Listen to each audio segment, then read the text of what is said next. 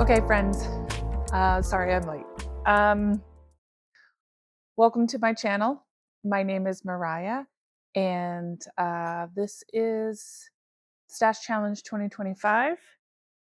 We just finished up April. So happy May. Um, this video is coming out a little bit later in May than I was hoping. But it's been April was a bit of a weird month. So let's just get right into it. If you don't know what the Stash Challenge is, I'm going to put a link somewhere. I'm going to put up a link to the introductory video so you can see what's going on, what this is all about. You are still welcome to join. I know that we are now 4 months in, and it may seem like you can't participate, but you can. It's not all about getting on the scoreboard. My hope is that it becomes a challenge for you to get through your stash. I know that's what's happening for me, even though this month doesn't seem very stash, knitting, crocheting heavy for everyone, but that's okay. So, one of the big reasons for me why I didn't work through a lot of stash yarn, and actually why there doesn't seem to be a lot of knitting in this video for this month, is I was working on a sample for a yarn store. And in the beginning, it's all fun and games, new yarn, new pattern. Uh, you get to cast something on, you get to enjoy some knitting, but then it starts to become crunch time. So, uh, setting up the camera, setting up, nice scenarios to see me knitting on an item becomes less and less of a priority as it's more important to get that item done. And that is also the reason why I don't have a lot of knitting to show, because I don't have the item anymore. It is now with the yarn store. So, uh, yeah. That yarn, while I didn't acquire new yarn for my stash, I didn't buy the yarn. It was also not from my stash, so it didn't count for the stash challenge. But that's okay. What's interesting too, looking at the stash challenge numbers, I'm now putting, and you'll see it when I bring up the infograph, I'm now putting up a little graph chart to show our progress for each month. So how each month compares to the number of grams and yards that we're using. And so April was, but those numbers were down. I think I sound a little bit like a CEO, like, our numbers were down this month, this past month. What can I do to help you all get those numbers back up? That's not the goal here, but that's what it's going to sound like. I apologize. But I was curious if people felt that they were using less stash yarn, maybe. I know for me that was the case. Do they feel that they were crafting less in general, and why? So we are into the warmer months. I have been out in the garden a bit, very excited. So is that something that's happening? Someone also suggested people might be making, using fingering weight yarn, making smaller items like socks or maybe tank tops that don't take as much yarn. So maybe those are reasons why we're not seeing as much stash get pushed through.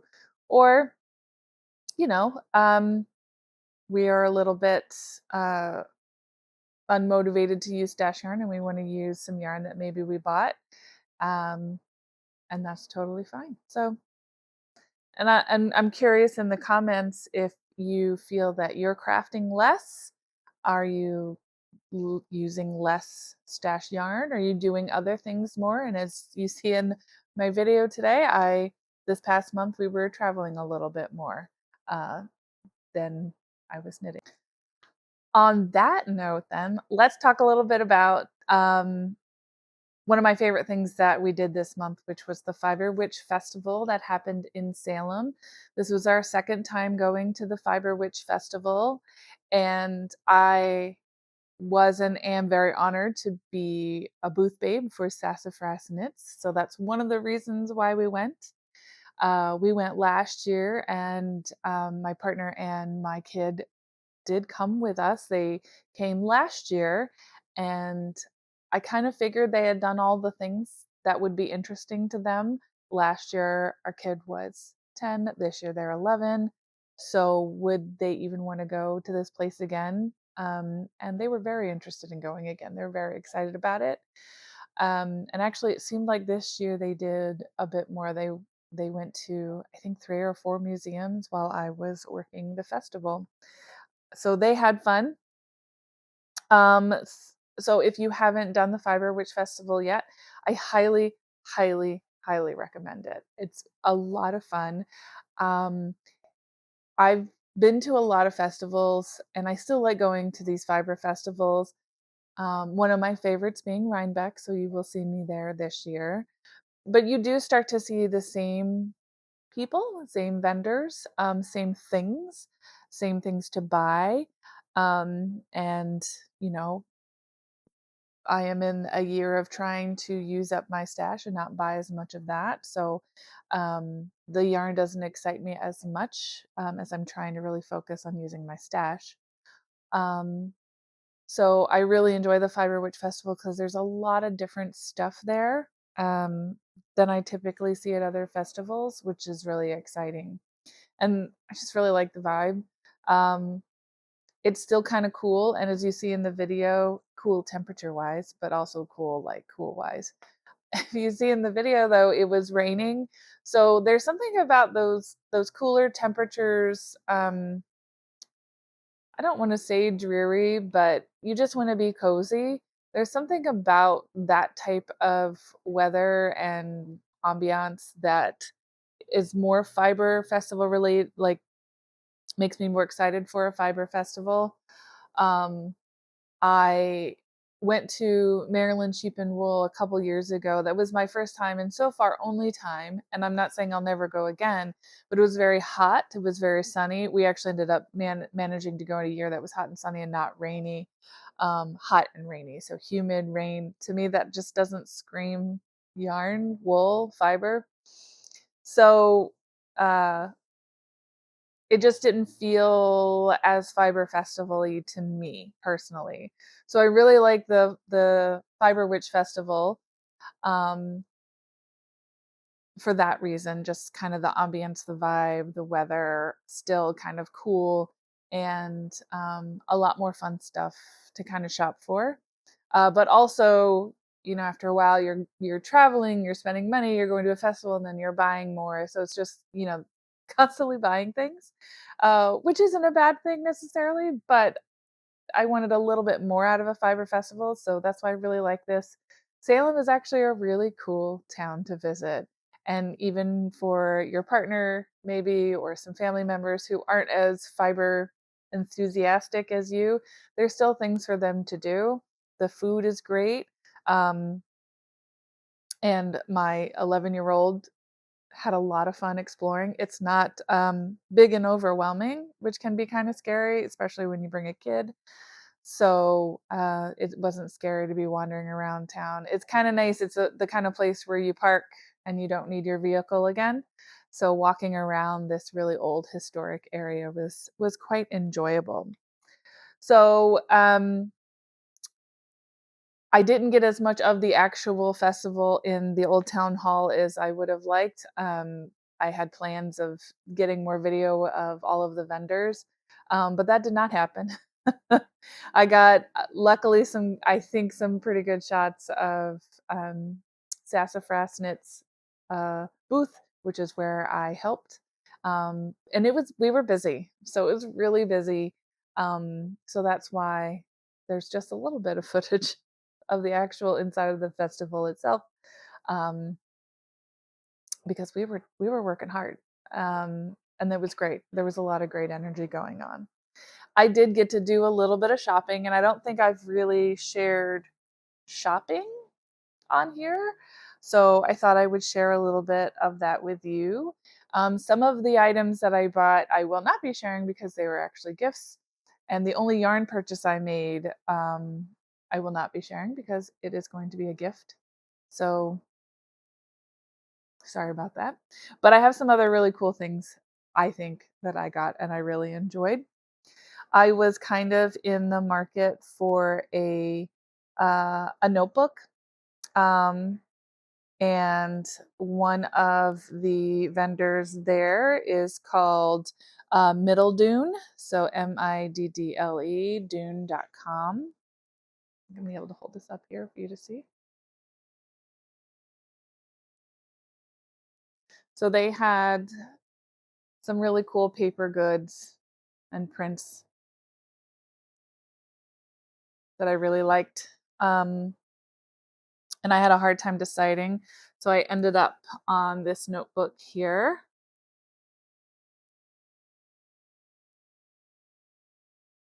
And I've been enjoying using that. It's just lined and spiral bound, which I really like a spiral bound notebook so I can fold it or lay it flat easily.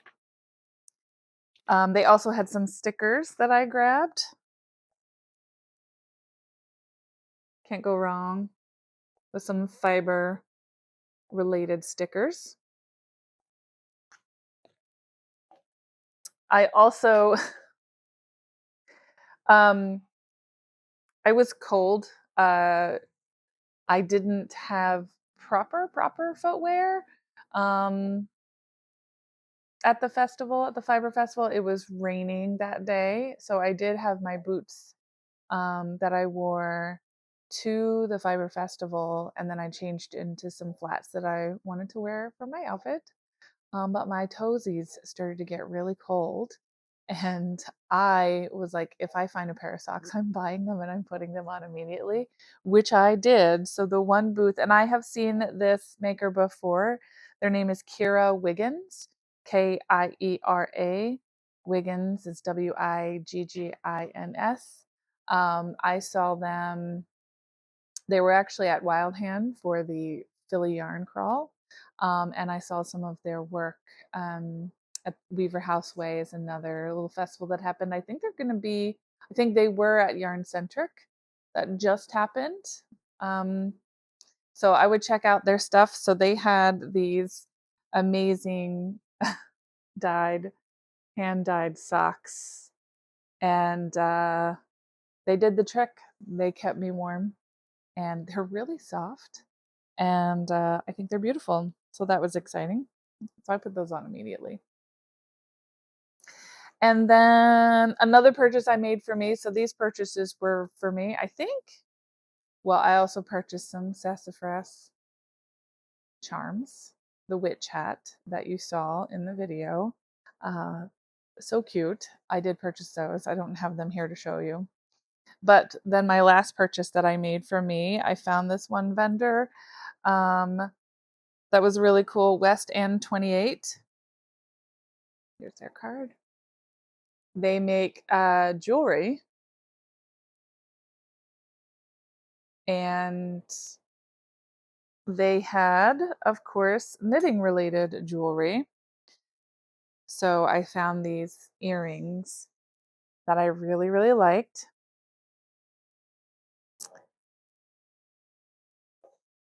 And I also found another pair of earrings because I have 2 holes in each ear. So I like to get a little stud. These are definitely my favorite. They're little coffee beans. They're so cute. So 2 of my favorite things, knitting and coffee, I got for myself. And a couple other purchases I made. Another one of my favorite makers, and I've gotten some of her stuff before, is from Row Handcrafts. She makes really beautiful prints that I just love. And of course, they have a bit of a witchy vibe to them. So I was also kind of looking for a project bag for my partner. He has started crocheting, and I am now excited to buy him these sorts of little things like notions and bags that you don't think of in the beginning when you start a craft. Sorry, I didn't mean to hit my mic. Also at Home Row, they I think they do a special print for the Fiber Witch Festival. This is the second year, so hopefully it's a thing that she does every year because her prints are beautiful. And the theme of the Fiber Witch Festival this year was Persephone, which was a lot of fun. They had a ball the one evening. That might have been Friday. I did not go, but it sounds like they had a lot of fun. And I really loved the print that she made. And I ended up grabbing the print and a bandana that she had made. So it has the crows on there. It also has the pomegranate on there. And the color is just gorgeous. And she actually had this print available. You could buy the fabric itself if you wanted to make something yourself. She had these bucket bags that were really cool. And she had these, they were like pillowcases, I think, that were really cool. But I saw the bandana and I actually thought that my partner would like the bandana as well. The crows, it's a cool color. But it turns out my son fell in love with it. So they started wearing this as a bandana around their head like the Karate Kid for the rest of the weekend. And actually, I found another bandana at the Circle of Stitches yarn store in Salem that I got for them as well. Yeah, so they've decided now their new look is going to be wearing a bandana, which I'm not against. It looked pretty cool. So those are some of the purchases that I made at the Fiber Witch Festival in Salem. As you saw in the video, we also did a trolley tour the next day, which was a lot of fun. Highly recommend, a great way to really get around the whole town and see almost everything it has to offer. And because of that, we got excited. At the end of the day when we were leaving, we drove by the ye old Pepper and Company candy store.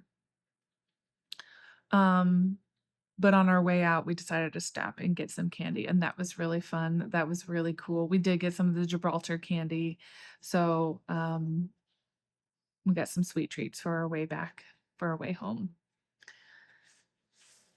So, other things that are going on as far as the stash challenge, we don't have any make-alongs going on really right now. I believe I talked about it last time about there seems to be a lot of make-alongs going on. So some people are joining in on some in our Discord, sharing some that they're doing right now. The only make-along that technically is still going on as far as this channel is concerned is the Sock Madness Along. Yes, that is still happening. I think that they are on round 5. There are, I think, 3 people in our Discord still trucking along, and they're now working on round 5. It's really impressive. But this is where things get really, really tight. I think it's the first 10 people that finish the socks go on to the next round. So I did pull out my round 1 socks after I finished my sample. So I am going to hopefully get these done because I do still really like them.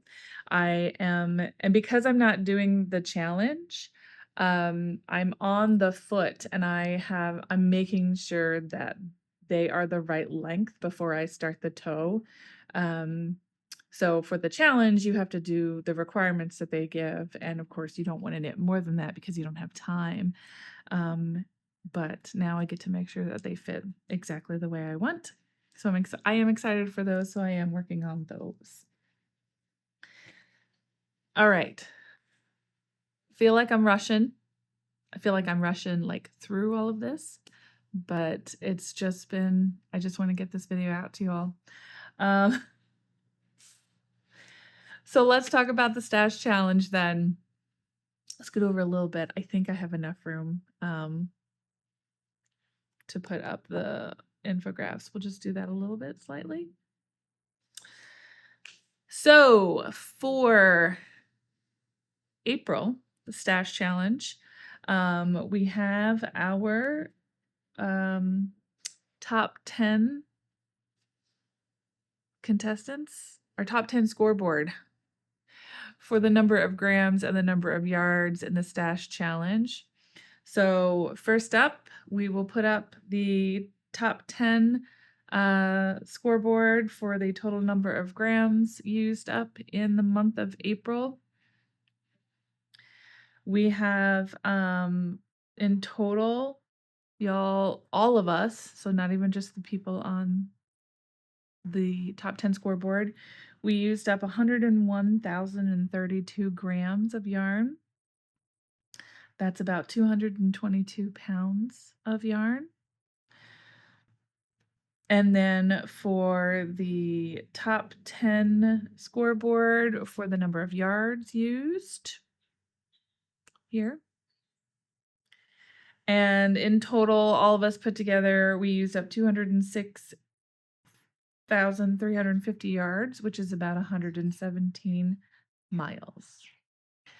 So congratulations to our top 10 knitters, crocheters, fiber spinners, everything.